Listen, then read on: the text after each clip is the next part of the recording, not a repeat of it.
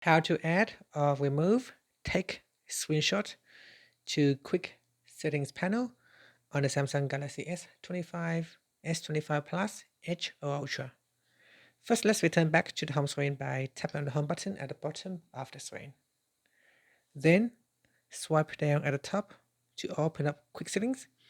And here, tap on the pencil icon or the edit icon. Then tap on the edit button at the top.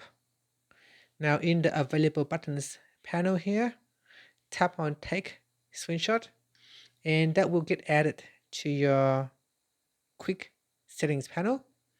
Then tap on done, then tap on done again to save the changes. Now from your quick settings, pull down, then pull down again, and you can see there is a take screenshot button that will allow you to quickly take a screenshot with a single tap. And that's it. Now if you want to remove it, we go back into edit mode, and then we tap on the delete button, then tap on done, then tap on done. And that's it. Finally, tap on the home button to return back to the home screen.